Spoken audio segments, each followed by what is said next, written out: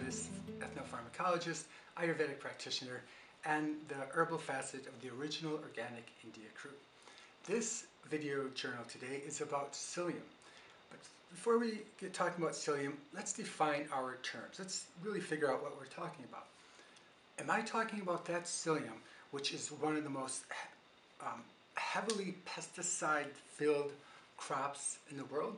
I mean, a crop that puts, it's almost like cotton. Am I talking about that psyllium? I am not. Am I talking about that psyllium which is grown on the same ground as cumin is? And cumin is also one of the most heavily chemical pesticide-filled crops that there is. And so, that's the ground that the psyllium is growing in. Am I talking about that psyllium? I'm not. Am I talking about the psyllium where when rain falls on the psyllium field, the runoff, that water, is so incredibly toxic, it kills all the microorganisms, kills the insects, it kills the amphibians, it kills the reptiles, it even kills the mammals, documented up to the size of deer and farm animals, as well as humans, like the farmers and the kids. It's horrible. I am not talking about that psyllium. Am I talking about the psyllium where we're at the last part of the processing, they fumigate it with methyl bromide, one incredibly toxic thing for humans, but also for planets, in the sense that it's something like 300 times stronger than carbon dioxide as a greenhouse gas. Not talking about that psyllium. I talk about that psyllium on the shelves across America for the last 50 years that probably by now billions of people have consumed this horrendously toxic thing. I am not talking about that psyllium. Am I talking about that psyllium, which is this incredibly ironic thing where when people walk into a store and they want to reach for something that will detox them, they reach for one of the most toxic items in the store? I am not talking about that psyllium. The psyllium I'm talking about is Organic India's certified organic, biodynamic, fairly traded, pure, potent, premium quality psyllium husks. That's what I'm talking about. Huge difference, night and day. This other psyllium, it's like a formula. It's part psyllium husks, part pesticides, part methyl bromide. It's so many things. You don't need a formula. You only need organic, biodynamic, fairly traded, high quality psyllium husks. That's what we have. So that's what I'm talking about. And let's talk about how psyllium actually works. Most plants, the way that their activity is mediated is through chemistry, phytochemistry, an alkaloid here, bioflavonoid there.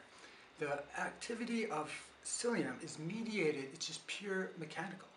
There's no chemistry, well there is chemistry, but it's not like a complex chemistry like that. And it's mediated through the fiber. And there's several different types of fiber. But one of the magic things about psyllium is that where most items are one type of fiber or the other, psyllium is all three types of fiber. And it's a really kind of interesting combination of those three types. Fraction A, about 20% of psyllium. The intestinal flora can't ferment it at all, so it stays insoluble.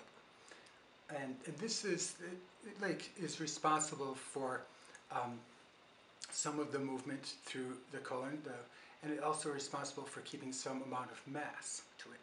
Fraction B, this is variably fermented by the flora in the colon. And so if it's kind of fermented and kind of not, it's kind of liquid and kind of solid, what is it? It's the gel. That fraction is about 55 to 60%. That fraction of the fiber in psyllium is responsible for this incredible gel-forming quality. And what's that about? There's so much that gives psyllium. For instance, this gel starts moving through the colon. It gives bulk, causes the peristalsis, so it supports the bowel movement. It gives this mass, something that the body can hold on and move. That's a second thing. It supports the production of mucin in the intestine. So it supports the protection and a lot of the functions in the cell walls of the colon. Another thing that it does, this particular fraction, is you have like this gel moving through it, through the colon, absorbing 2, 3, 4, 5 times its weight. So one of the things that it absorbs is the carbohydrates in the colon. As soon as it absorbs it, it kind of hides it and protects it from all the enzymes that would break down those carbohydrates. When that can't happen, less carbohydrates are digested. That means less sugars are pumped into the blood. That means the psyllium is helping to maintain healthy balances of blood sugar levels. Another thing that the psyllium is doing, that fraction, that particular fraction, as it moves through the colon, is it's taking the bile in the colon. The bile is there to digest the fat, remember. Taking the bile and excreting it. And so as the bile is excreted, you might say, I want that bile. You know, normally the bile goes back through the portal vein back into the liver. And, but in this case, it gets excreted. So what that causes, suddenly the liver has to make more bile. And how does it make bile? It makes it out of cholesterol. So suddenly the liver is reaching into the blood for cholesterol to make more bile. The end effect is that the psyllium helps maintain healthy levels of cholesterol. That's that whole fraction. So it's fantastic. And then that third fraction, fraction C, is quickly fermented by the flora in the colon. And so what that does, it breaks it down right away. What does it break it down into? Short-chain fatty acids, SCFA. And one of the main fatty acids that it breaks it down into is butyrate. You might not know that word. You should. It's such a wonderful thing.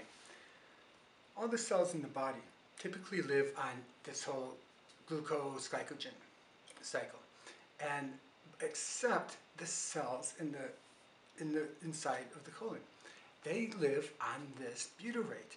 So if there's no butyrate there, they starve, they get crusty, they lose their function. So many problems. I can't even tell you the problems because the FDA doesn't let me speak like that on videos like this. Huge problems, and you feed yourself the butyrate, and the psyllium is one of the great ways to get this. Your colon cells will be fed, so many problems are taken care of. By the way, the best source of butyrate is a really wonderful organic ghee, like ancient organic ghee. It's really good. So that's that third fraction. There's also like the viscosity. Psyllium is very high viscosity, and a lot of these actions are due to that high viscosity. Some fibers are low viscosity, like rice bran. They don't have nearly the same effect. You know, they help move the colon a little bit, but none of these other effects. So now we know about psyllium. It's a really important thing to know is how to take it, because if you take it wrong, you can like negate everything. When you take psyllium, take somewhere between like a teaspoon and a tablespoon in a really tall glass of room temperature water or slightly warmer. Put it in there, stir it really quick. Remember, the moment it goes into the water, it starts gelling. So you want to drink it really fast.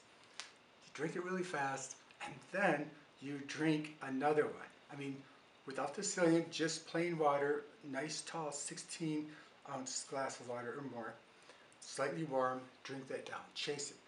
If you don't do that, the density of the psyllium will be too great, and it will tend to cause, it will be much harder, it will tend to cause congestion. If you drink enough water, the dilution will be enough so that it's a really good gel and it moves through and it has all of these qualities. So that's a very important thing. Also, if you can take the psyllium maybe once a month, once a week, something like that. Don't take it more. If you find yourself needing something every day, what you need is triphala. You want to take, triphala is the one colon cleanser laxative that you can take every day.